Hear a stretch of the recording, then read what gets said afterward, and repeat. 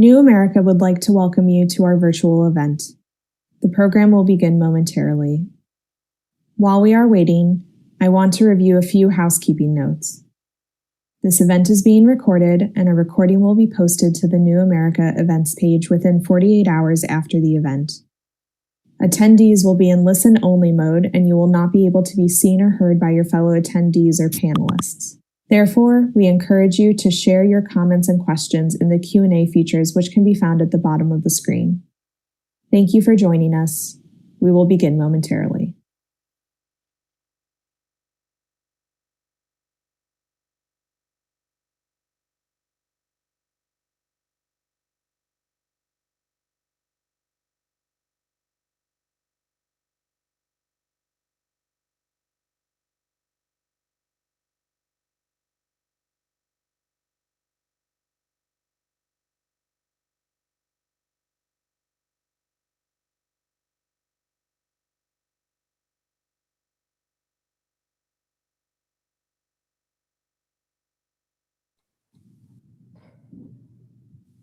Good morning from Washington, D.C. Welcome to everyone joining us around the world. As you filter in, I see the number of participants is rising quickly. So thank you so much for joining us today. I'm very excited to introduce the launch of the 2020 Ranking Digital Rights Corporate Accountability Index. And before I hand it over for the presentation by our fearless leader, Jessica Deer, I want to recall a little bit about how far this team has come. My name's Rebecca Mckinnon. I'm the person whose fault it is that we're here today. And in 2013, I launched a research project here at New America based on what at the beginning seemed to be like a simple idea, inspired in part by Freedom House's Freedom on the Net Index that ranks countries on the level of protection of internet users' rights. My idea was to create an analogous ranking for how well companies actually respect and protect users' rights. Now, back at that time, a lot of people were asking why we needed to do this. It was 2 years after the Arab Spring, and people still saw tech companies as largely liberating. The Snowden revelations highlighted the threat of government surveillance and how companies can stand up to the abuse of government power. Remember that time? But thanks to a few funders with foresight and the support of a broader research and advocacy community, we did manage to launch the first Rdr Index in 2015. And since then, this is now our 5th index, and events have underscored, I think, exactly why this index is needed. I don't think we need to explain why big tech needs to be held accountable anymore. And the other just incredible thing is to see how much impact the work of our research team has been having. The Council of Europe has been referring to RDR's data and indicators and thinking about future regulation as just one example. And yet another example, and I could share many others, but we'll want to move on. Just this past year, 4 shareholder resolutions cited RDR index data. But while we're focusing on companies, governments really cannot be let off the hook here. And so I want to end with a challenge. And in fact, our findings do highlight the fact that some serious government and regulatory failures are not being addressed. And people who work in the field of business and human rights might be familiar with something that has come to be known as the Freeman Theorem, which states that demand for corporate responsibility rises in proportion to government irresponsibility. And many companies in the index actually have low scores thanks to government policies and laws that actually compel censorship and surveillance of political critics, practices that violate human rights.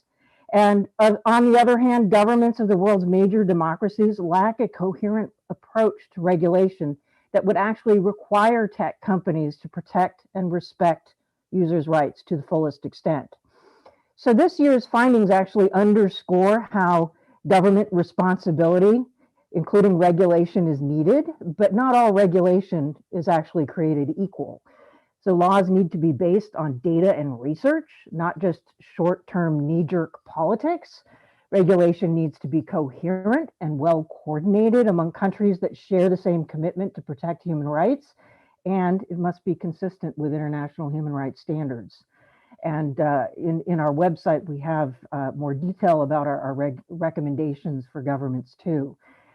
And finally, I just want to say how proud I am to have handed over the leadership of ranking digital rights to Jessica Rdr, who led the production of this year's index and who's building an incredible team of dedicated professionals who'll be carrying out this work, and I hope for many years to come. That's, I hope funders, you're listening, and I'm sure that the impact of this hardworking team is only going to grow under Jessica's leadership.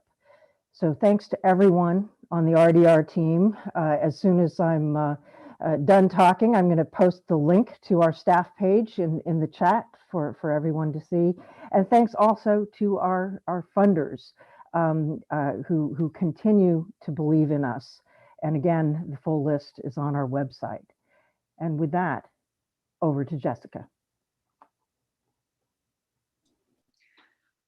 Thank you so much, Rebecca. Hello, everyone, and thank you all so much for being here today.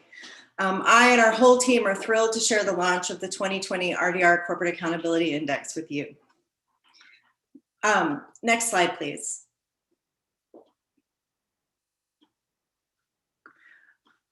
One second while I recapture my notes.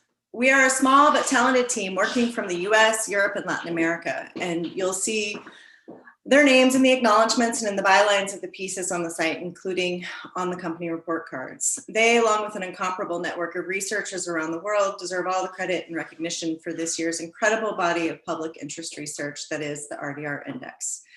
And as Rebecca mentioned, of course, none of this would be possible without the generous support of our funders. As you know, next slide, please.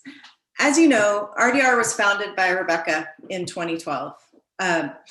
And alongside the publication of Consent of the Network, in which she foresaw the dangers of a world in which the corporations and governments that build, operate, and govern cyberspace are not being held sufficiently accountable for their exercise of power over the lives and identities of people who use digital networks.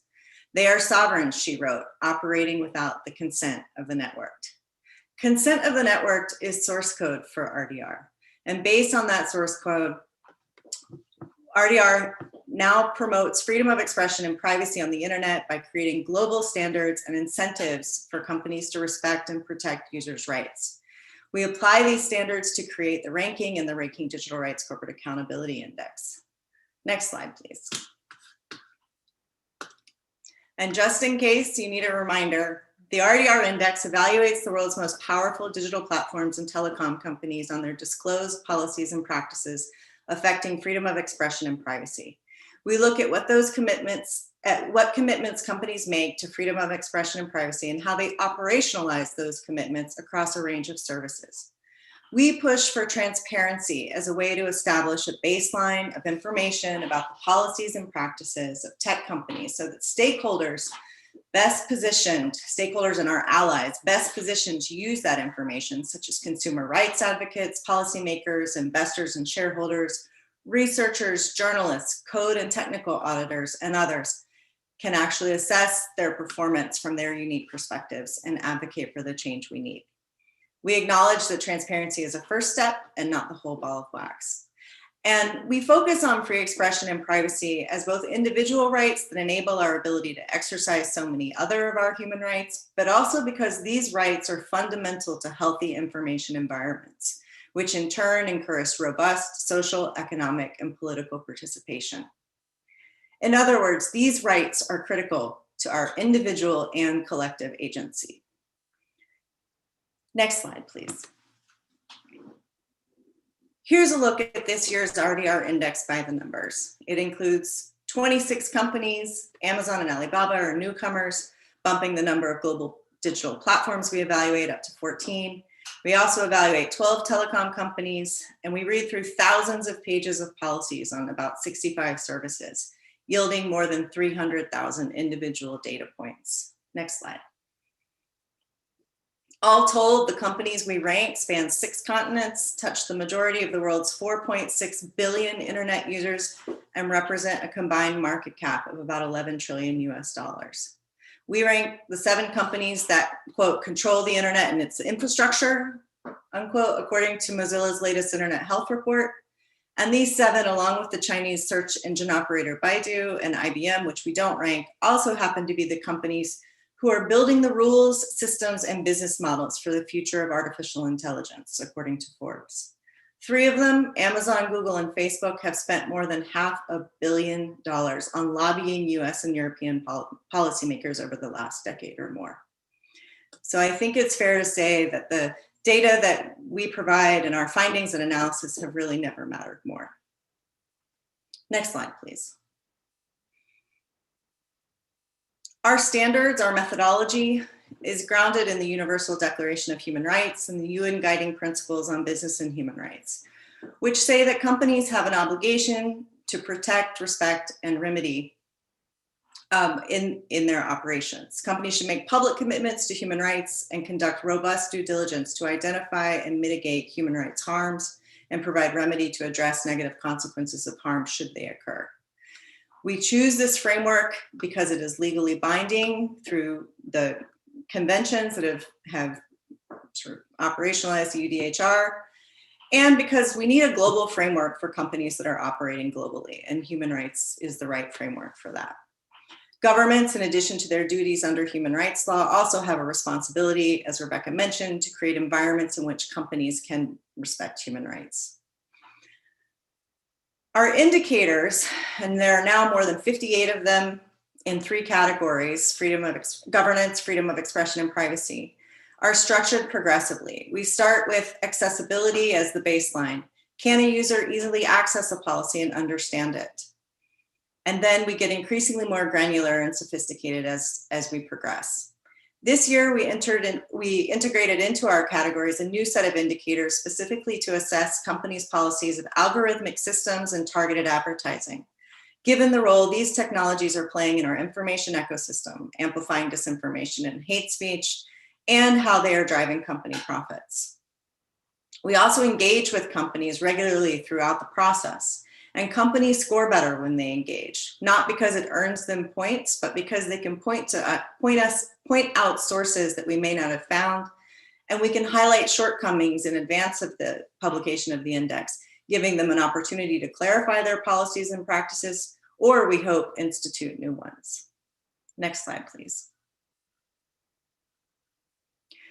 So here it is, at long last, the 2020 Rdr Index Ranking. Of course, most of you have seen it by now on Twitter, or maybe you've accessed the website. You know that Twitter took the top spot among digital platforms for its disclosures in the freedom of expression category, and Telefonica earned the top spot among telcos for its strong governance commitments. Amazon scored the lowest of any digital platform this year for poor governance disclosures and for what we found to be a lack of disclosure about platform rules and enforcement, among other things. You can read more about why these companies were best and worst in their categories and all the companies in our index in our individual company report cards and in our key findings essay. But suffice it to say that we think the top spot is really not something to brag about in an index where no company earns above 53%. The long and the short of it, the most striking takeaway from our research in 2020 is just how little companies across the board are willing to publicly disclose about how they shape and moderate digital content, enforce their rules, collect and use our data, and build and deploy the underlying algorithms that shape our world. We're facing a systemic crisis of transparency and accountability among the world's most powerful tech giants. At the root of this crisis is remarkably weak corporate governance and oversight of commitments, policies, and practices affecting users' fundamental human rights to privacy, expression and information, and non-discrimination. The impact is across the globe, companies are leaving users in the dark about how their content is moderated, and how their personal information is collected, protected, and used to drive profits. Those of you who have been watching the RDR index over the years may note that the scores seem a little lower than usual, and you would be right. New indicators introduced this year to address algorithmic systems and targeted advertising resulted in lower scores for most of the platforms we rank. On average, the drop was about 5 points. Next slide, please. In this graph on the left, you can see that only 6 companies' scores improved this year. Notably, all the companies that improved, despite the addition of the new indicators, are based outside the US and Europe. And on that note, we must also mention our disappointment in the performance of many US platforms, including Google, Microsoft, Facebook, and AT&T, most of which made only incremental changes to select policies, despite it being clearer now than ever that more holistic, systemic, and user-centered reforms to their governance, operations, and technologies are necessary. Very few companies earn credit for disclosures relating to the new indicators. So those that did score better this year made significant changes in other areas and represent some of our notable firsts. South African telco MTN published its first transparency report and announced a wave of additional improvements to human rights due diligence that I hope our panelist, Marina Madley, will tell us about more in the discussion afterwards. Mail.ru, owner of the Russian social media site VK, also published a commitment to respect users' freedom of expression and privacy rights. Emirati telco Etisalat clarified that its privacy policy applies to all its services, and Qatar's Ooredoo published a privacy policy for the first time. Axiata, the Malaysian telco that provides telecom and related services to 150 million users in 9 countries in Asia, published guidance on how users can protect themselves from cybersecurity risk, a commitment to privacy, and improved its disclosure process for some government demands and related due diligence. Baidu, which operates China's leading search engine, published a human rights policy, which it didn't get credit for because it was published outside the evaluation period, but it also made some improvements in governance, published some data on third-party demands, committed to limiting data collection to what is necessary for the services it provides, and improved transparency about policies and practices on security. While all these companies still fall on the bottom of our ranking, they have made notable strides and demonstrate that protecting and respecting human rights, even under some of the world's more repressive regimes, is possible when the will exists. Rebecca goes into this dynamic in more detail in her essay, Chinese Tech Giants Can Change, which looks at what's spurring the Chinese companies in our index to make human rights commitments and implement stronger privacy protections, and what the limitations are. Next slide, please. We also calculated what score changes might have looked like without the new indicators, just to be fair. Still, the US platforms saw the least improvement, indicating that their policy improvements stagnated between these 2 indexes. Seeing companies that aren't always driving the news cycle make meaning policy improvements is encouraging and ought to give their peers in the limelight some pause for thought. Next slide. Scores are one thing, but the company's collective failure to meet even our minimum standards of policy transparency puts the dangers of abusing digital power into high relief. Policy transparency affects people, and companies are not doing nearly enough when it comes to demonstrating their governance commitments to human rights, specifically around due diligence and remedy. And companies are also not disclosing enough about how they shape and moderate digital content, enforce their rules, collect and use our data, and build and deploy the underlying algorithms that shape our world. It's worth repeating. Next slide, please.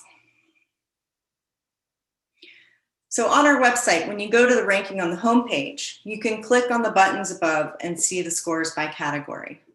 Here are the governance scores. If you were to dig deeper, you might see a couple of patterns. Where we have strong scores of due diligence, companies are providing evidence of conducting risk assessments to freedom of expression and privacy, primarily related to government demands. You'll also probably note that there's a need to broaden the scope of their risk assessments in line with our new indicators to their own policies and practices, including algorithms and targeted advertising. US companies have all made human rights commitments now that Apple published its human rights policy in late August last year. just before the end of our evaluation period. Next slide, please. But some really serious governance gaps remain. More companies are making commitments, but they're not doing the work they need to do to make them stick throughout their operations. You can see here that companies scored 60% on average on making an explicit, clearly articulated policy commitment to human rights, including free expression and privacy. But when we look at how they implement that commitment, which requires designing and implementing robust and systematic due diligence processes, their average scores fall to just 12%, which is at the bottom of the graph.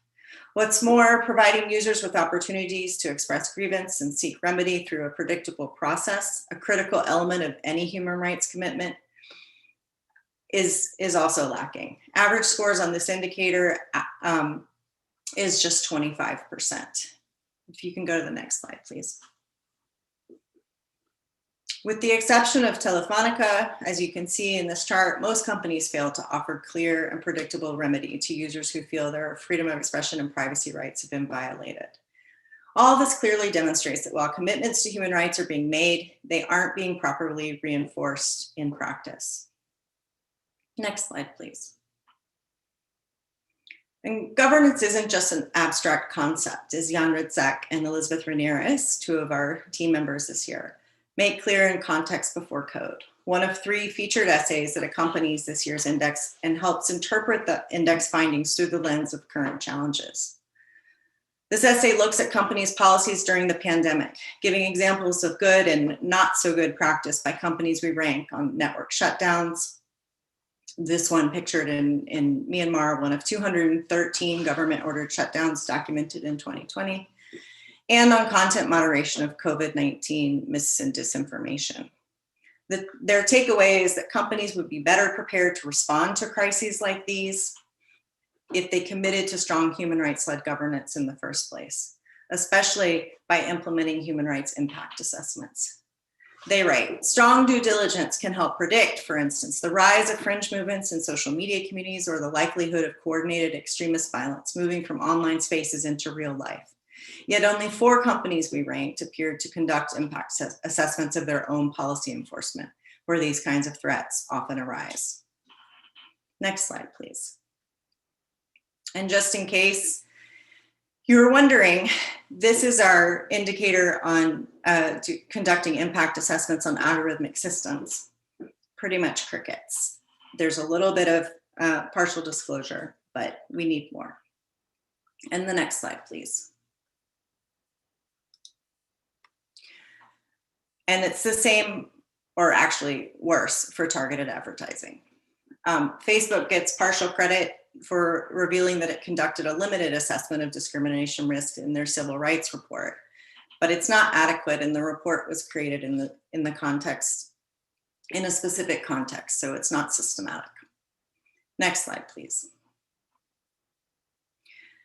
These are our category scores on freedom of expression. You'll see Twitter topped this category and the ranking because of more transparency about actions it took to remove content and suspend accounts for violations to platform rules. It offers a lot of transparency about ad content and targeting rules and reports more data than most other platforms about government demands to censor content. It also gives more information about its bot policies than other platforms. One key pattern to note in this category is that while digital platforms were generally good about disclosing their rules for content, they didn't always back up those rules with disclosures about enforcement. And as any good rulemaker knows, without enforcement, rules have no teeth. So let's go to the next slide.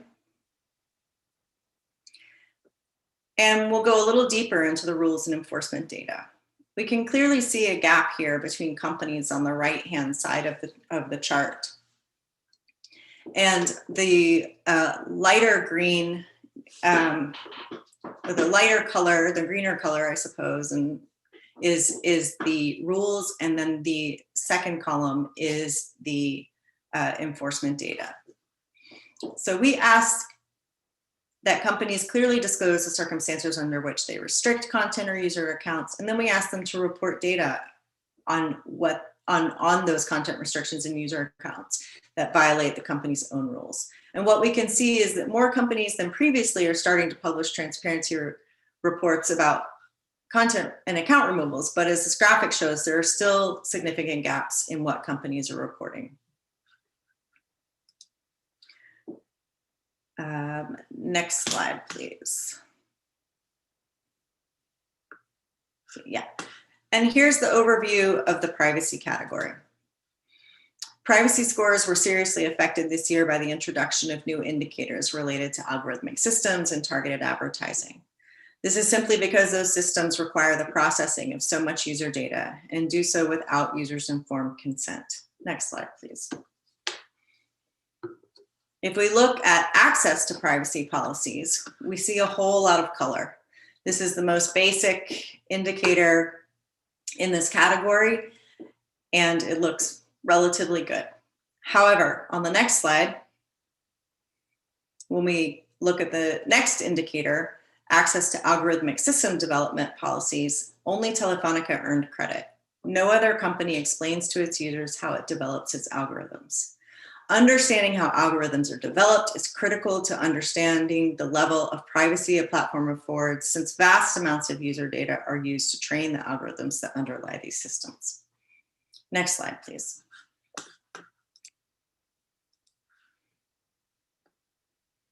Well, there's of course a lot more to say about privacy. Let's move more directly into algorithmic systems and targeted advertising, since I'm probably talking too much. Here's a graphic showing what questions we ask and how they track with the algorithmic development and use processes.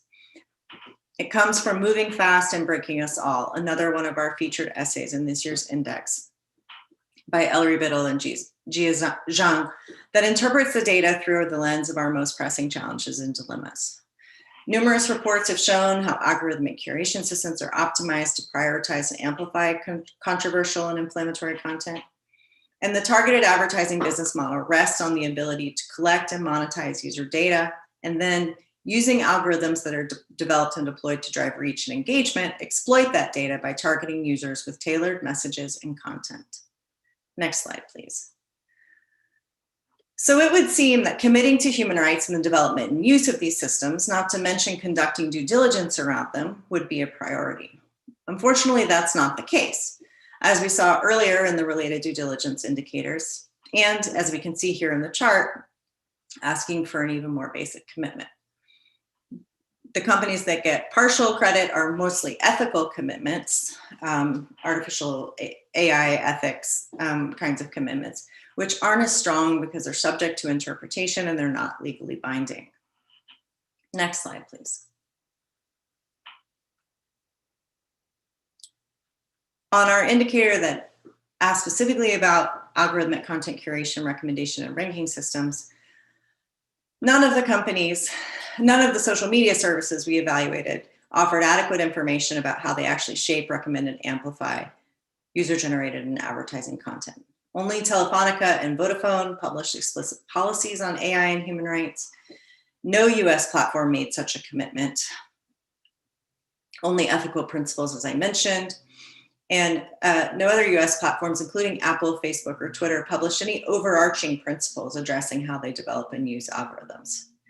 Similarly, despite years of research warning of the real harms, no platform in the index clearly disclosed whether it conducts robust, systematic impact assessments to evaluate its algorithms for possible bias or discrimination, such as we've seen in housing ads or search results that objectify Black, Latinx, and other women of color. There is a notable lack of overarching commitments or due diligence mechanisms governing how platforms design, train, and deploy them, algorithms as well. And next slide, please. And telcos aren't off the hook either.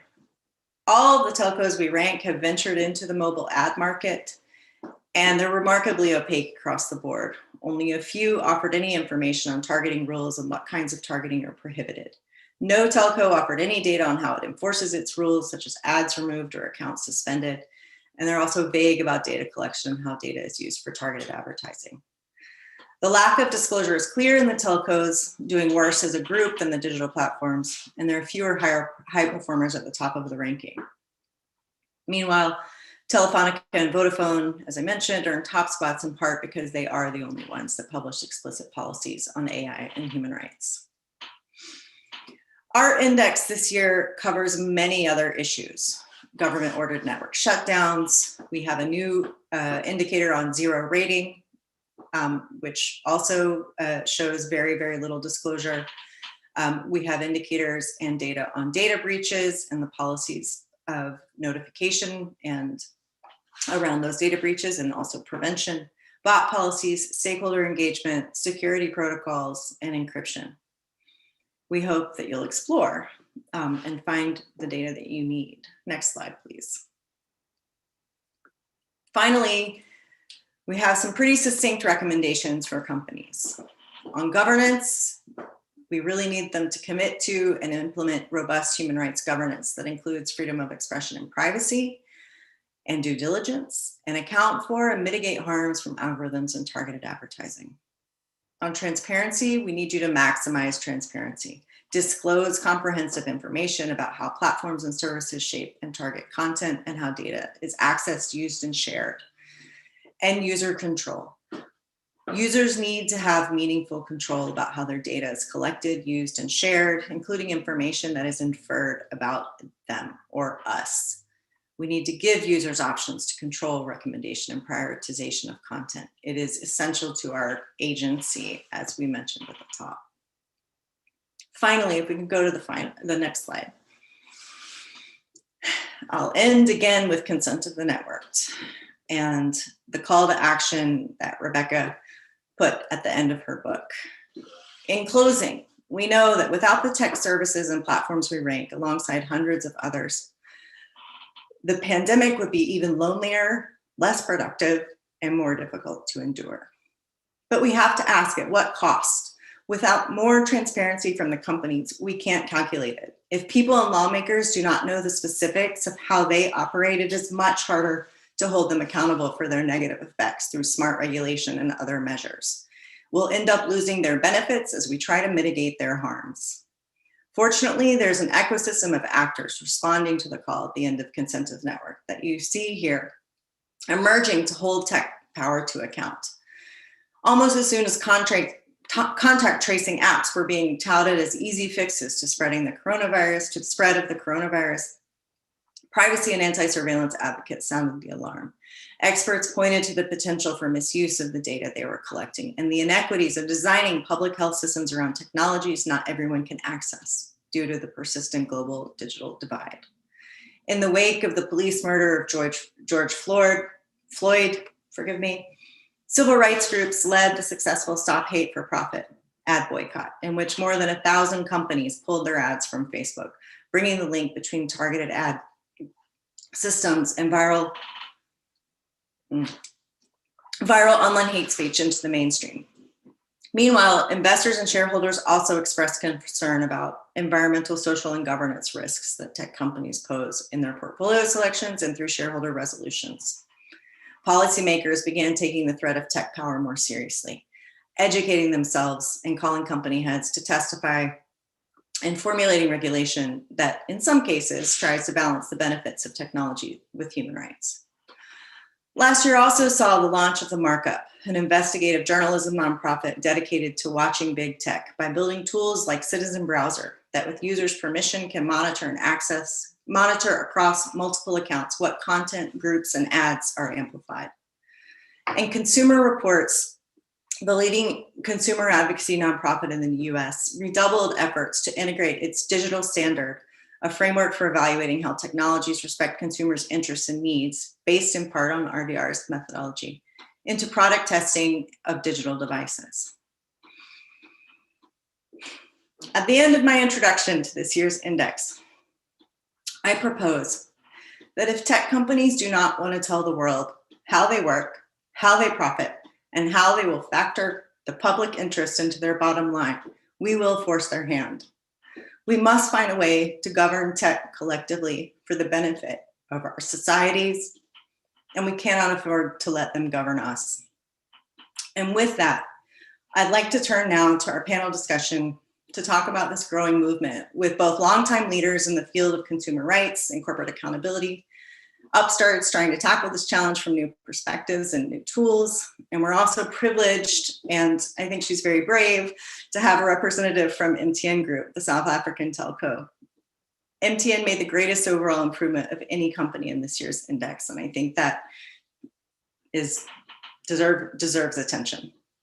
So let me close this part and let me introduce you to Marta Tayato, Nabi Hasaya, and Marina Madale. I will give you a little bit of information about their bios, and then we'll launch into the discussion. Marta Tayato is the president and CEO of Consumer Reports. She leads America's foremost consumer organization, an independent nonprofit that works side by side with consumers to advance truth, transparency, and fairness in the marketplace. Since joining CR in the fall of 2014, Tayato has transformed one of America's most trusted brands and iconic social enterprises, uniting its rigorous research, consumer insights, award-winning journalism, and policy expertise to drive social impact. Marta came to CR following 25 years of experience that included executive roles in public service, philanthropy, and mission-driven nonprofit management. At the Ford Foundation, she was vice president for global communications and an officer of the board. And while there, she led strategic communications and advocacy on a range of issues in the US and around the world, including economic fairness, free and fair access to an open internet, and civil rights.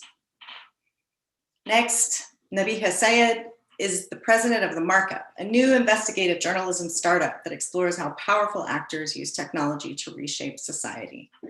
Previously, she was vice president and associate general counsel at BuzzFeed. Nabi has been described as one of the best emerging free speech lawyers by Forbes magazine. And prior to BuzzFeed, she co-founded the nation's first media access law clinic, currently in its 10th year of operation at Yale Law School. And she served as a First Amendment fellow at the New York Times. Nabiha was an associate at Levine, Sullivan, Koch & Schultz, a leading media law firm, and the First Amendment. And she has worked on legal access issues at Guantanamo Bay, represented asylum seekers in South Texas, counseled on whether to publish hacked materials, and spoken about misinformation at the inaugural Obama Foundation Summit. For her work, Nabiha was named a 40 under 40 rising star by the New York Law Journal in 2016. And Marina Madale is the general manager for sustainability and shared value at MTN. She is responsible for setting the strategic direction for the management of sustainability and shared value across the group, comprising 21 markets in Africa and the Middle East. Marina played an instrumental role in pioneering the first ever Pan-African Transparency Report, a key milestone in positioning MTN as an emerging markets leader in sustainability. She has worked across multiple sectors globally, including the oil and gas, energy, banking, and property development across multiple countries such as Qatar, Mozambique, Botswana, Gabon, South Africa, and Australia. So with that, I first would like to ask the three of you for some of your overall reflections on the presentation, or the findings actually from the research. And what do you think they're saying about where we are as societies and democracies and the role of corporate accountability? What struck you? What stands out? And was there anything that surprised you, or anything that particularly reinforces or informs aspects of your own work? Let me start with Marta, if that sounds good.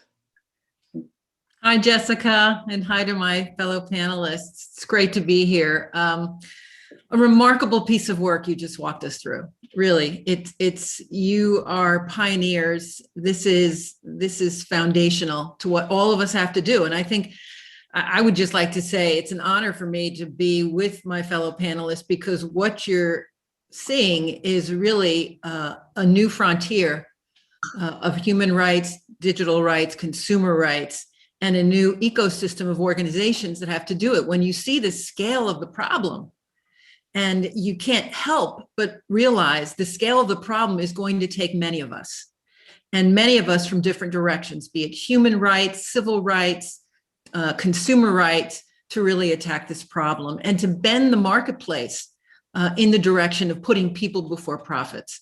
So that's an enormous amount of work, but it is foundational. And I guess there were a number of things that struck me, and I guess I'd say big kudos for including algorithms.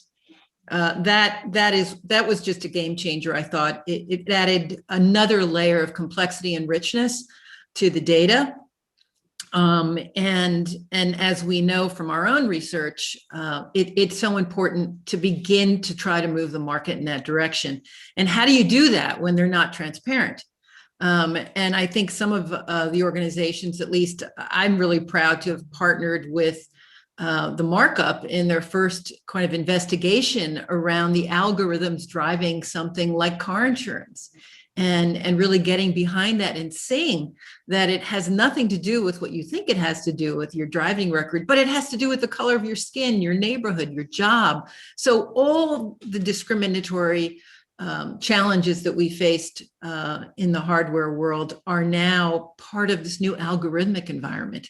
It is not objective in any way. It really reflects some of the internal biases of the very people and companies that are constructing these. So lots to talk about in the algorithmic space. The second one I would say is, wow, Amazon, rock bottom.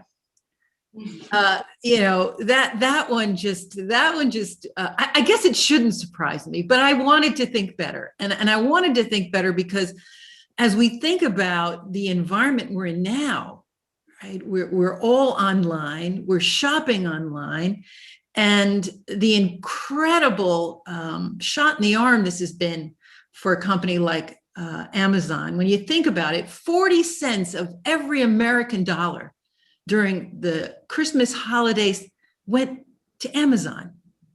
Where's the reciprocity? Where's the recognition that consumers are driving their bottom line?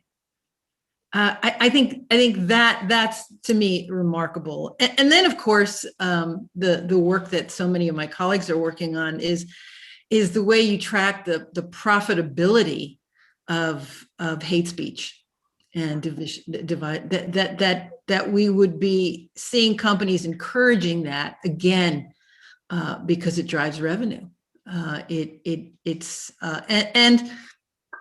And really how corrosive that is to free speech and human rights. So I would just conclude and pass it on to my colleagues that I think what this shows is something that Consumer Reports have been working on for a very long time. We've been around for 85 years. Most of you, at least I hope most of you, think about us when you look for a product or a service in the marketplace. And as proud as we are for that 85 years of service to consumers, we now are on the next frontier, as I said, of rights, because we have digital connected products. And so that's why we stood up the Digital Lab, because it's so important. And because we maintain that, benchmarking does change behavior and it does move and shape the marketplace. And that's what this enterprise is really about. It is a theory of change that we have been squarely in with you for a very long time. But now we've got to figure out what are the tools, because as you say, there is no transparency here. So how do you do that in a world where the software is driving so many of the harms that we can't see? So I'll stop there because I'd love to hear from my colleagues. Great. Nabi, how would you like to go next? Sure. I would love to jump in with the praise. This report is tremendous. I want to underscore what Marta said, including targeted advertising and algorithmic decision-making here as a focus was, inspired and the subject of much shock for me. From where I sit, those are topics that folks have been talking about a lot for the last couple of years. And so to see that not a single company in the index assessed expression or privacy risks related to those categories, honestly, I didn't think it was going to be great. Okay, but I thought you would have one in the portfolio. And I think that was something that indicated just how much work we have to do, right? And so charitably, I might say that companies in this space don't know what disclosure transparency might look like, right? So we have to figure out, what is the framework that we want? Is it something like a generally accepted algorithmic auditing principles, much like principles that we have in the accounting sphere? Is it something else? What does that look like? You know, I think there's room for imagination and demands in that space. Cynically, I would say, when it comes to targeted advertising and algorithmic decision making, that they're so core to the business models of many of the companies in the index that we're not going to find out a lot unless it's mandated. And I think, you know, either way, whether you take the charitable take or the cynical take, or I'm sure other takes we'll get into in this panel, I think we're seeing that the limits of voluntary disclosure are pretty clear. And the avenues I'm excited about going forward is, you know, what does regulatory intervention look like? I think a lot of people are thinking about that space, and there's a number of tools that at regulators' disposal to figure out that way forward. At the Markup, we focus a lot on external independent third-party monitoring, because we think no matter what corporations might voluntarily share, there is room for that independent assessment because of the sort of independence and different outside perspective it provides. And I think the third piece, and this is where I think, you know, being on a panel with Marta and with a brand like Consumer Reports is just so uniquely exciting, is I think the way forward in educating consumers in moving the marketplace and saying this isn't a set of foregone conclusions, there is something that can be done here because you deserve more, is a really important opportunity and moment. And I think consumers are ready to hear that. They have brands that they trust that are helping educate them in that realm. And I think all of these three pieces are sort of working together will help move us forward. But I'm very excited to hear from the experience of RDR in moving things forward in other realms. Like, I was also heartened to see that, you know, in 2017, when you asked folks about data breaches, only 3 people responded saying here's our policy and procedure. And in 2020, you have 13, right? Which is making some headway. And so I think we can also look to your learnings, because you've been in this space doing the rigorous work for so long, to see what levers of change work, what might not, and who else we need to go to. So thank you again for a great report. Thank you. And I think I would be remiss in not sort of talking a little bit about the algorithms and targeted advertising indicators. That was something, that was a process that took us about 2 years to sort of go through and develop those indicators, primarily led by Natalie and Marichelle, and working with our research director, Amy Brulette, and others on the research team. And that it was, again, another sort of prescient moment, I think, that I wasn't at RDR at the time, but to sort of identify that we needed to develop indicators around those tools, and then took the time, and there was significant stakeholder engagement, including with companies in the development of those indicators. So Marina, thank you so much for being on the panel. As I said before, I think we're delighted to have you. It's probably quite brave being a company representative on a panel like this. But you know, MTN was the most improved company this year, and so it's a great example of what we can do when there's a will. So I would love to hear some of your reflections on the index, but also on the process of sort of being evaluated like this, and how it has affected or had an impact on your policies and putting human rights sort of at the center of your work. Thanks, Jessica.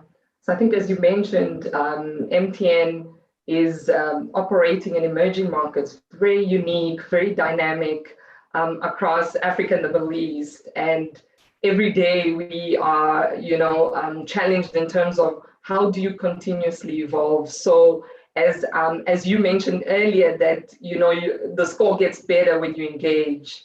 And so, RDR has been absolutely phenomenal. I think the evolution, as the panelists said, of the index is incredible. And I think definitely algorithm 0 rating, especially when you look at the year that we've had, that's been a very strong feature. And the question becomes, as mobile operators, what role are we playing? Are we putting the necessary measures in place? So that really stood out. I think as we go forward, I challenge RDR to think of AR, the effects of artificial intelligence, blockchain, and so forth. So I think it definitely, I think it's great work, and I think you'll be able to build on that foundation going forward because more is happening. Technology is advancing with the introduction of 5G and everything. So we continuously need to think of, what does human rights look like in that space? So I commend RDR. As an organization, I think engaging with the team fundamentally helped us to, understand where we're at, what's required, and so forth. And I think one of the key things where digital human rights is concerned is that it's a journey, and it's almost basically, it's not a 100-meter sprint. You have to put the building blocks and keep building on it, RDR really helped us with that, and that's why you see that we put the time and the effort, made sure we worked within our multidisciplinary team because it takes everybody to help protect human rights, and so I think that was one of our key learnings out of the process, and that part of that evolution is really what led to us deciding to continuously enhance our systems, our processes, governance, and also that really was one of the things that led to us developing our first ever transparency report, which we're extremely proud of. Thank you. That's fantastic, Marina. I wonder if I could, pick on you a little bit more and ask sort of how, I'd love to just hear more about MTN's approach and sort of how is it making a business case for human rights, both inside the company as well as outside the company. Where is this will to sort of align with the standards that have been created to do a transparency report and improve your policies? How is it being driven within the company? You said you have an interdisciplinary team. How does that work? Yeah. Seems like you would have a model. We're still learning, but thank you. I think the key to it all is really building knowledge and understanding. Obviously, aspects like digital human rights may be seen to be restricted to particular departments or be seen as an abstract concept where you'll read in the media or you'll get approached to ask questions, where people ask you questions, but largely it comes down to each and every person and organization. So the very fundamental key has been just building the understanding of why is it important, and then getting everyone on board to say, okay, what systems or processes do we need to have in place? And what you find, and that I found also was interesting from the research you presented, was the gap between commitment and implementation.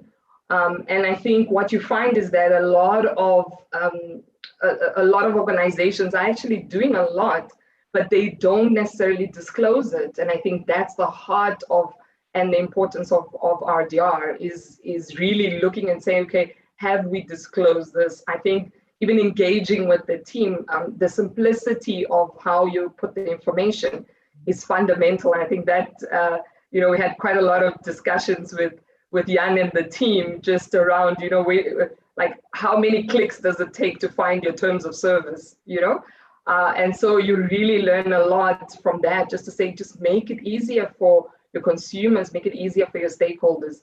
So it definitely, I think, takes a concerted effort. It takes a multidisciplinary team.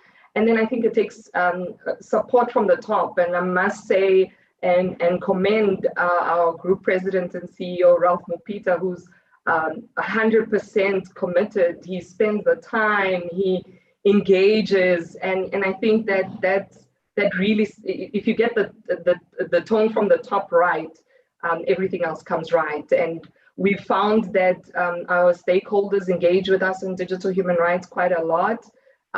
They ask us, tell us more, share your policies. And a lot of them have actually reached out and commended us for the transparency report in particular. Fantastic. I guess I would like to go to Nabiha, I'll go back the other way this time, and say ask you about Citizen Browser. It's Citizen Browser captures snapshots of what I think some volunteer, like more than 2,000 volunteers see in their Facebook feeds.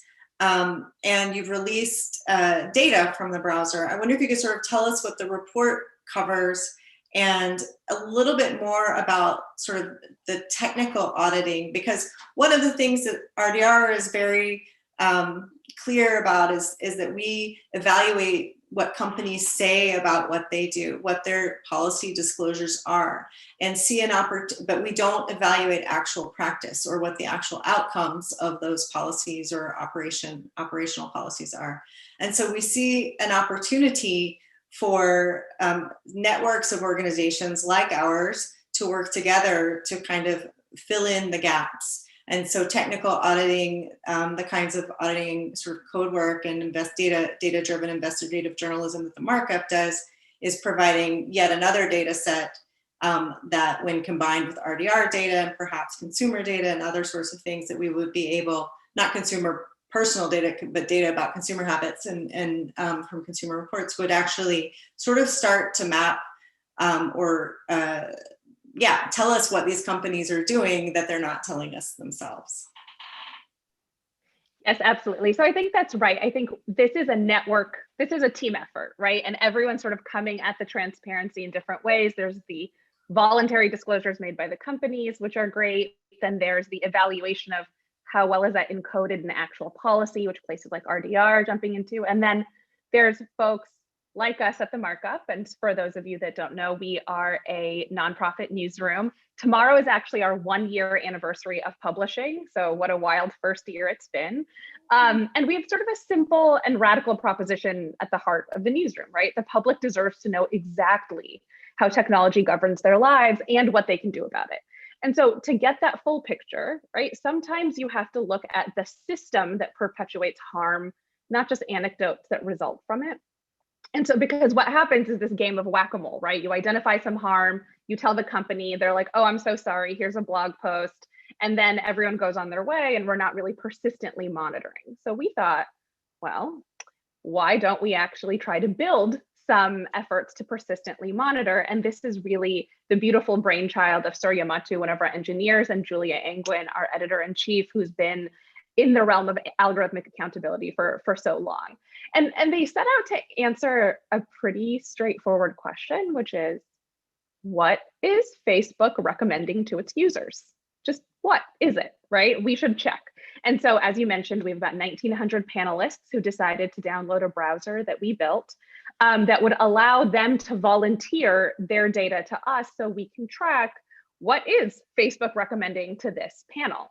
And it has been fascinating, right? Not only for being able to track some misinformation that's moving around, but also giving us the opportunity to note where Facebook did not live up to a promise that it made to Congress. It told Congress that they were going to stop recommending political groups in advance of the election and during the transfer of power. And we, using our national panel data, 2 of our reporters saw that actually 12 of the top 100 political groups are groups that were recommended in December, right after the election, during the transfer of power, which of course we were all very worried about, were actually political groups. They were explicitly political groups, and worse, they were being targeted to Trump voters, which of course were served a lot of misinformation in this time.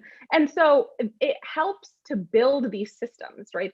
This way to monitor, to just check in real time, in real life, are we all living up to the promises that we're supposed to? And I think that that's really important. It's expensive, it's slow. You know, I will joke that what it costs us to build Citizen Browser is like a dev and a half at Facebook, right? So there's definitely a scale question here of what does it mean to have a bunch of TIE fighters going up against Death Stars?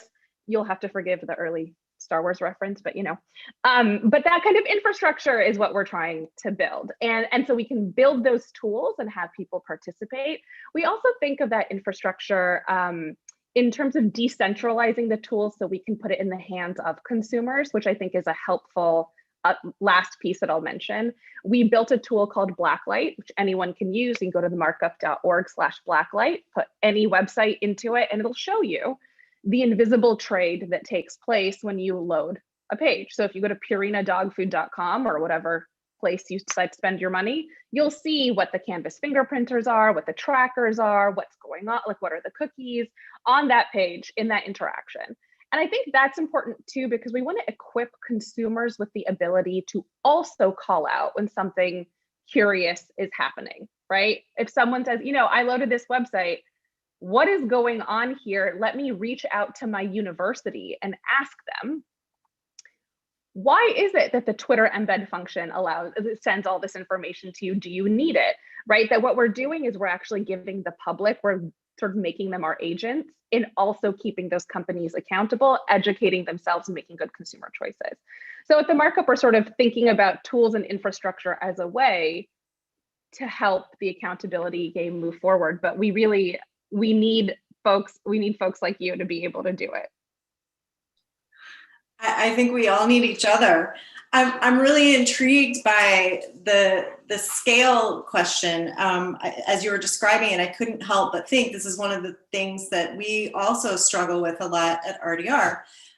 When we first started publishing the index in 2015, we ranked 16 companies, and now we're ranking 26. And the research process is rigorous. It takes a long time, about 6 months, I think, from June until October. We did the research for this index last year. And so one of my questions is just sort of, as you noted, you have Citizen Browser and it's specifically for Facebook. How do we scale this work? And I think one of your solutions about engaging users is a good one. And it's something that, again, we're also thinking at RDR is how do we make our methodology into a tool where companies or groups can use that to do their own assessments or to assess themselves. And so I want to turn to Marta, where Consumer Reports has been doing this for 85 years and has really figured out, at least to some extent, some of the scaling issues of this kind of work. And I wonder what we can learn from you in this sort of new digital corporate accountability environment. Well, I want to stay on this Star Wars metaphor and say that I think we've established that there is a disturbance in the force. And there's no question, right? So we've got these scrappy, pilots here that are trying to figure this out. And boy, the scale question is tremendous. So I want to break it apart into two pieces. I want to touch on some of the amazing comments that Marina made around something that, around culture, really. And Nabi, you talked about trust. So for like a research, data geek like we are, I don't think those two concepts should be dismissed. This notion of the culture, corporate culture, and trust, and how consumers really can define the strength of a brand by how much they trust it. And I think those are important concepts. But to go to the scale question, Nabi, you said the same thing. The kind of investigative data journalism that the Markup is doing and that CR is doing, it's expensive. It does require resources to be able to go down these rabbit holes and put these pieces together in a very scientific, data-driven way, in a nonpartisan way, and in an independent way.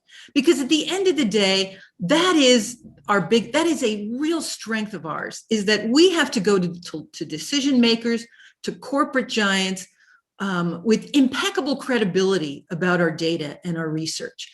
The comparative testing, when we do testing, it's not, does this product feel better than the other? Do you like this color versus that? It is not about that, right? It's taking you behind around issues of safety, control, privacy, security.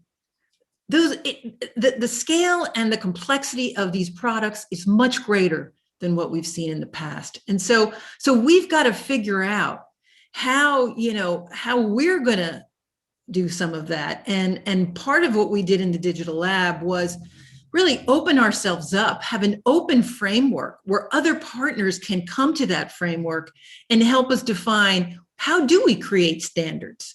Because what was so fascinating, the day that we announced our digital standard, we had a number of corporations immediately call us and say, what are you doing? How are you doing it? What are the standards? How do we meet them? How high do I need to jump to be number one? So I guess, we've been at it 85 years.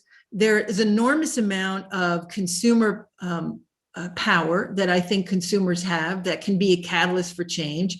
They're a sleeping giant. We have to educate them, but as Nabi said, they also need the tools. And that's that kind of innovation and ability. We've developed some privacy tools as well to help consumers. But again, it's that scale. So yes, we would like to see when you get your TV and you bring it home, that it is not recording what you are doing, that you don't have to actively, the burden is all on consumers in these products when you bring them into your home. What do you have to do to secure your home? It shouldn't be that way. They should be designed with consumer preferences in mind. And one of the strengths I think that we can continue to bring is that we are in the marketplace every day, surveying millions of consumers. What are consumers' needs? And we need companies to be responsive to those needs. And that takes me to Marina and MTN. Boy, I wish we had more American companies that were modeling the kinds of really a culture that you're describing, because it is a culture that creates change. And so I don't want to over rotate, because as I said, we're data geeks, but this notion that a combination of culture and leadership, along with the data and consumer needs that need to be met, I think is also a game changer. So I'm really glad that you raised that. And then I'll just say a little bit about trust. Again, we know that by looking at data over time, that there is a lack of trust, and it's declining rapidly in our political institutions, in corporate companies, and in our elected officials, right? So now we're seeing more lack of trust in the platforms. Now, that's a turning point for us. I think we've been doing a lot of educating. We have been seeing a lot of hacking, the reporting that Markup's doing, companies that are trying to set new standards. I think we're at a crossroads here where I think we need to really turn the corner on this, and we're seeing it. We saw it just last night in California with the net neutrality ruling that came out of the courts. We saw it in California as well with consumer privacy laws, but all of this has to be put to the test. And so I'll to your question, Jessica, what have we learned? Well, not only do products and services have to be put to the test, so do these government laws have to be put to the test. So how do you do that? One of the things we did was we asked consumers to go ahead and try to test that. As wonderful and as proud as we are to see California's privacy law, just how easy is it to opt out? And what we found with 500 consumer volunteers that actually actively tried to stop control, to take control of their privacy, 62% of them were like, this was almost impossible. But we couldn't figure out, we couldn't even get the company to confirm that what I just did really, so total lack of customer service, not putting consumers first. So I think it's all those things. We have to engage consumers. They're a sleeping giant. I think that the ecosystem is doing a terrific job. I think some of the companies we know are the lack of policing and of self-policing. We know that is not a game changer. So we've got to address the market failure and the government failure. And I think we have to recognize the power that consumers have, and how do we begin to really work together to make that happen, whether it's the readership of the markup, whether it's companies that are modeling that yes, this can be done. So I think we're at a really important moment.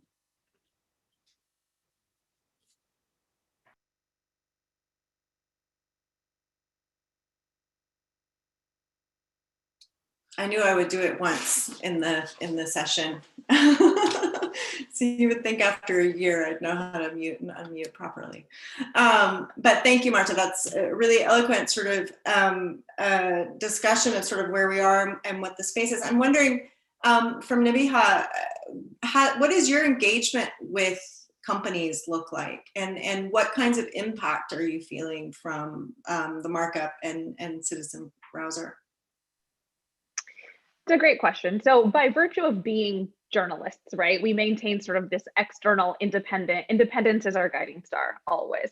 And so we do engage with companies when we go to them and say, here are our findings, what do you have to say, right? We're not in the business of gotcha journalism. We want to hear if there's a countervailing explanation for this set of facts. We want to hear it. And that's a core part of what we call our markup method, right? We want to bulletproof our results before we share them with our readers. But beyond that, beyond sort of hearing what they have to say, incorporating it with the facts that we have, and then sharing that with the public, there isn't a lot of cooperation other than we serve the consumers, we serve the public, we serve our readers, and we're gonna audit from the outside, right? We can be the barbarians at the gate. We're not going to necessarily be on the inside working, understanding that all of these are different theories of change. I am, now taking off my markup hat and putting on my like curious lawyer hat, I am fascinated to see if we'll see more companies who actually ask for some form of regulation. And I think specifically about one op-ed by Jeff Glick, who was at the time the CEO of Foursquare. And it was an op-ed in the New York Times. And Foursquare, a location data company that, collects data from all people checking into different restaurants and locations. He said, we need to regulate location data. And here's why. The game of trying to figure out compliance in 1 million different jurisdictions is just too much. If we had clear standards, then it would be, there's a business case right here. And of course, there's all sorts of downstream questions of, well, then what role do lobbyists play? Do the regulations actually have the teeth they need to? Well, we can get to that. But I'm really curious as Marta said, we're in this very special moment. And as Marina's presence on the panel and her great remarks indicate, we have companies who want to do the right thing. Whether we're going to see that sort of voluntary, like, can someone help us, give us guidance happen in this moment? I think that's a really interesting thing to keep an eye on. I'm very, very curious to see how that unfolds with the companies, especially in the RDR portfolio index. Thanks. I can't help but ask, given the one-page ad on "We support regulation" from Facebook and in the New York Times that was circulating on Twitter, sort of when you hear companies asking for regulation, do you feel that it's only like in their self-interest, or is it also, do you think there's room, I guess is what I'm saying, for common interests there? In terms of Foursquare saying it's easier for the business case, but also is there a human rights case that they would respond to? And maybe that's a question for Marina as well. I would love to hear Marina's thoughts on this, but what I'd say is, I think it goes to the principle that Marta illustrates. It's the trust question, right? Mm-hmm. If these companies feel like trust in them and their success that flows from it is predicated on doing the right thing, or at least inching closer to the right thing, then I think there is room for that sort of common interest to evolve. But I think we need to sharpen that proposition. And I think this is where it's, consumers, users come into play, government maybe nudges things along, corporations play, and really a lot can happen out of that interplay. That doesn't I'm not necessarily entirely cynical about this. I think it is possible. I think it picks up on a little bit of the scale question we were talking about, which is who is a lion on behalf of the consumers in the way that lobbyists can be for many of these corporations, and how do we make sure that plays out in a way that's equitable and fair and make sure that everyone's at the table in the way they should be. And so I'd have those set of questions, but with that, I'm very curious about what Marina's thoughts might be. Thanks. Marina, do you want to take that on? I'll try and add a bit. So I think I definitely, like both Marta and Nabi, that we look at trust as a key factor, especially for us as corporates. So if you look, for example, at the Edelman Trust Barometer, you see that trust plays a huge factor. You see which sort of stakeholder groups is most trusted, and corporates are still there within trust, but I think that trust is starting to erode. So we need to definitely look at mechanisms. And I think it really is about listening and being responsive. I think that's part ways in which to build trust. Ourselves as MTN, we run an annual reputation index survey, and we've been looking at some of the results of that survey. And when you listen to our stakeholders, you find that we look at various parameters. So we look at reputation, relationship health, and trust, and we understand that there's different dynamics to it. But at the end of the day, it's about how do we respond as corporates, because communities and various stakeholders still hold a lot of trust towards us, and we have a responsibility at the end of the day, so I think that's the key thoughts on that. Fantastic. Since we're about 15 minutes away from the end of the session, we're starting to get some questions from the audience roll in. And Marina, the first question is for you. I suppose I'm supposed to say who it's coming from because his name is here, but from Peter Misek at Access Now, who I'm sure you know. Are there updates to MTN's human rights policy or implementation processes coming, including on substantive issues like internet shutdowns? What can we expect as MTN explores this new territory? And can you connect it to any lessons learned from your transparency report and best practices for other companies who might be watching you closely? Sure. So Peter, definitely we know very well, and we look forward to keep engaging with.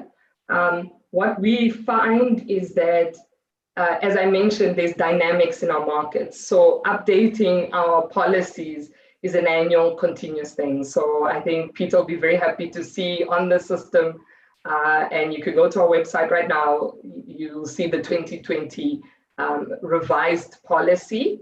And the goal is to update it absolutely every year, because especially when you look at the transparency report, we learned a lot from it. We picked up that, yes, there were instances of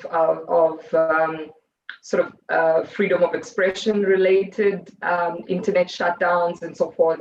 What we found was that when you looked at the data, in terms of the volume, it was a lot less.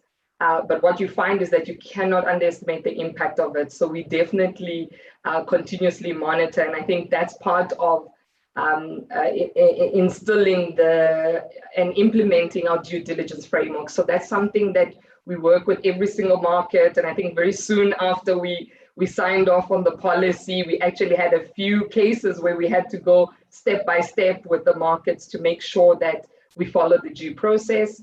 Some of our observations on the transparency, what we learned was that you're finding both citizens and governments actually exercising their rights. So you at least, I think if I remember some of the research was at least 60% of the requests that came in from civilians was largely requests for civil litigation cases. So people are contacting mobile operators, they're wanting to get the information and so forth. And then 40% of that is really for their own personal use, whether they're applying for visas and so forth. So you find that a lot of these requests are predominantly within that space.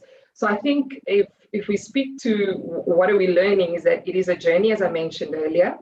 And so we are now, with the transparency report having been concluded, we continue to evolve, take stakeholder feedback. It's been really useful. So we appreciate the comments by Access Now, the comments by RDR, and many, many other stakeholders that have reached out. And we literally are taking each of those comments on board.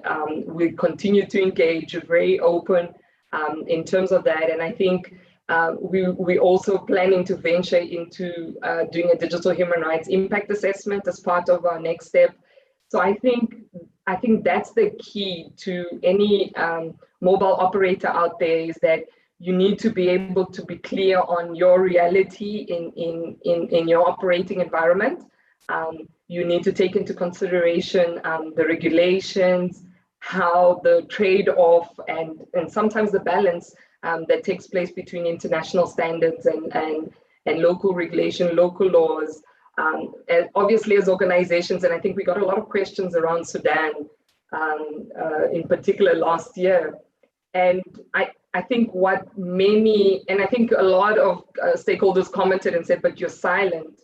And they didn't realize there's a lot of things that's happening in the background. And we're very pleased that we were able to share the case study last year.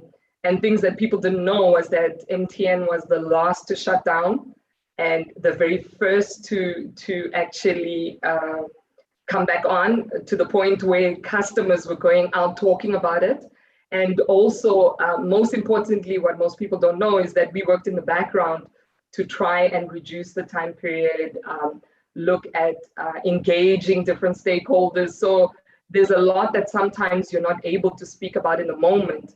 But then, you know, as you come to reporting, you get your stakeholders around the room, and you find the way to do it in a way that's possible, that is safe for everyone involved. You know, so I think it's a journey, and everyone just needs to take a step at a time and continuously improve. And I think that's why Rdr Index and stakeholder feedback is absolutely fundamental to continuous improvement.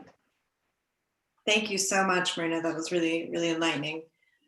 Our audience is being very kind and has a question for both Marta and Nabiha. So one question for Marta, one for Nabiha. Marta, the question to you is, do you think consumer preferences are not being taken into account by companies because customer data is at the heart of their business model? And do you think, do you think that customers can successfully push back if the sleeping giant wakes up? Do we have enough consumer power, I guess is the question.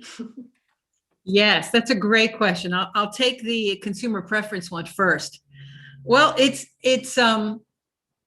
when you have monopolies, consumer preference is not at the top of your sort of checklist, right? Because if consumers lack the choice, then that lever is difficult for consumers to pull. So I think what that is some of the ways in which we've seen real government regulatory failures, is that we have got Goliaths and we've got many Davids, and this is only going to work if we all work in tandem.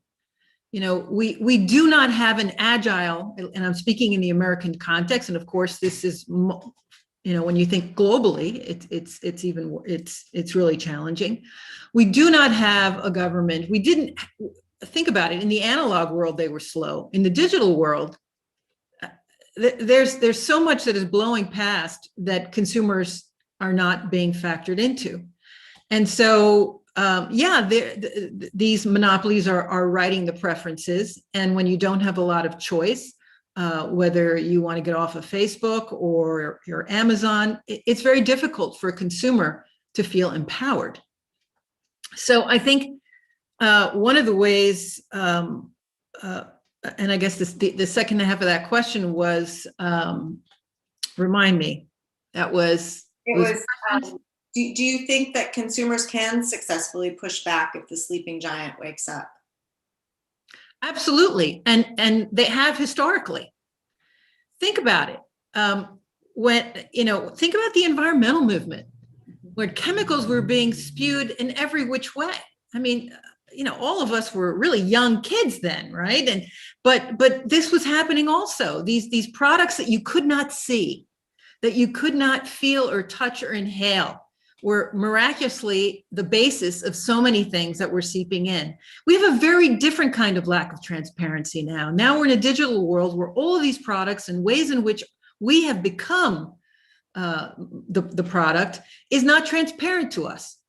And so again, we go back to that. We've got to show and help consumers and work with consumers, not just for them, to really understand how this impacts your everyday life.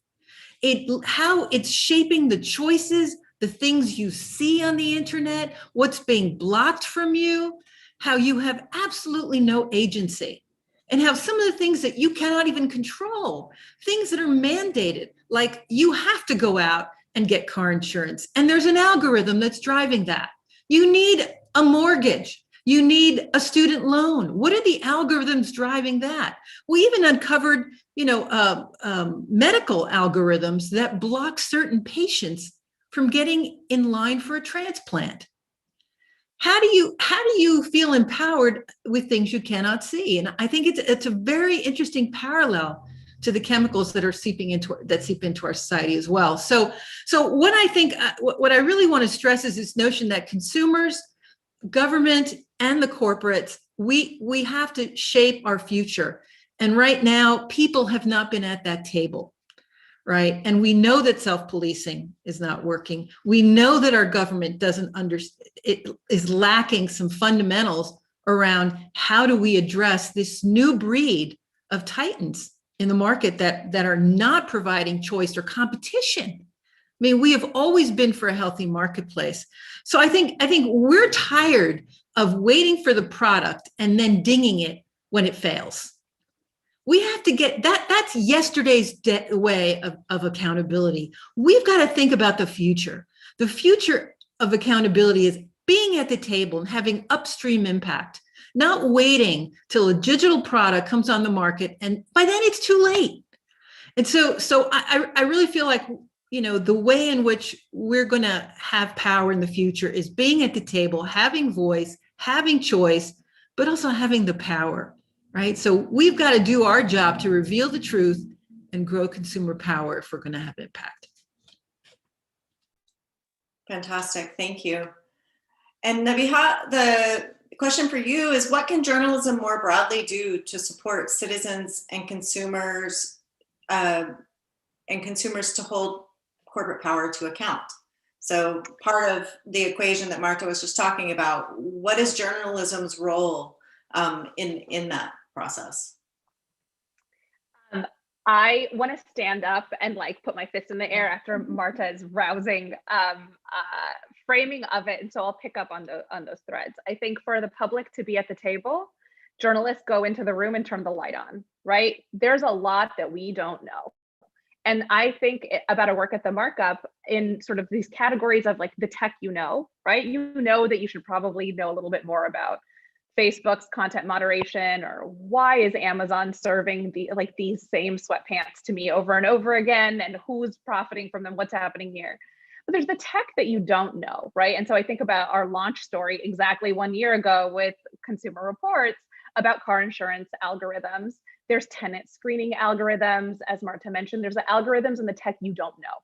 And there is just so much to be done on that frontier to just turn on the light, say, this is what's happening. Is this the world that you want?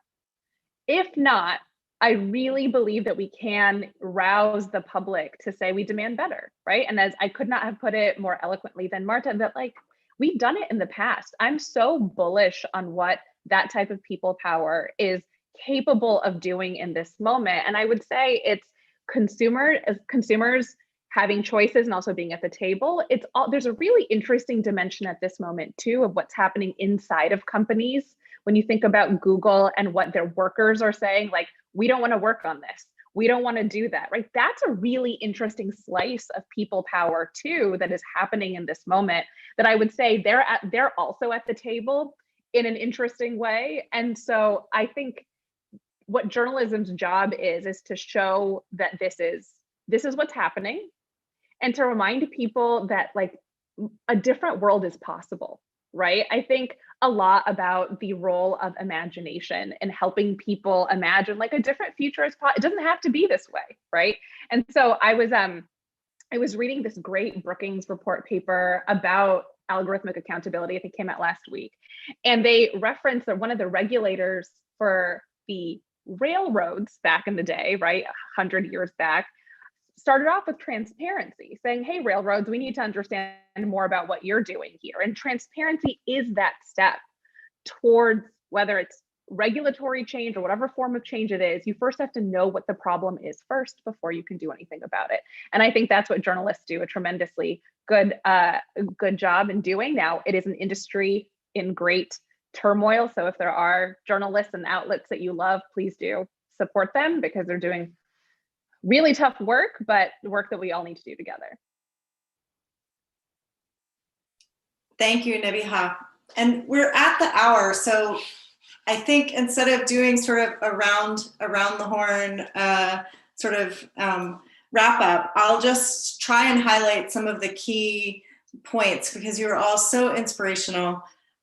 One is openness, and I think the open source of the markup, of the RDR methodology, of Consumer Reports Digital Lab, and also the transparency reports of MTN are all, and just sort of your openness about your process, Marina, are all things that need to be in any process, or in our sort of movement towards more corporate accountability. Corporate culture is a big driver of change. I'm hearing trust and listening and being responsive, that there are multiple theories of change in our space, and that we need to knit them together in a way to create the sort of force and the power that we're talking about, and to sort of equalize some of the asymmetry that we're experiencing right now. One is that we all are facing challenges of scale. I'm sure the cost of doing transparency work in the way that RDR Consumer Reports and the markup are doing it is quite high. So hopefully our funders are listening. And also, because we also don't take corporate funding as RDR, and I don't know exactly the policies of CR and the markup, but in order to preserve that independence, we also have to make some compromises and quote unquote sacrifices. That regulation is coming, and that consumers and users and people who are affected by all of these tools and technologies need to be at the table. Finally, I really like the idea of the tech you know and the tech you don't know, and that the algorithms and the big data processing and the targeted advertising is the tech we don't know that we need to understand better. And I think the RDR Index this year does a really good job, if I can say that, of sort of illuminating that and just how much we're not being told. So with that, I'll close. I want to thank all of the panelists, Marta, Nabi, and Marina. Thank you so much for your engagement and participation and observations and insights. Thank you to our audience for staying, and thank you to the RDR team and New America for helping us launch the 2020 RDR Index. Hope you'll all visit it online. Thank you. Thank you. Thank you so much for a great conversation, Marina, Marta, and the RDR team. Jessica, what a great report. Job well done. Thanks, everybody.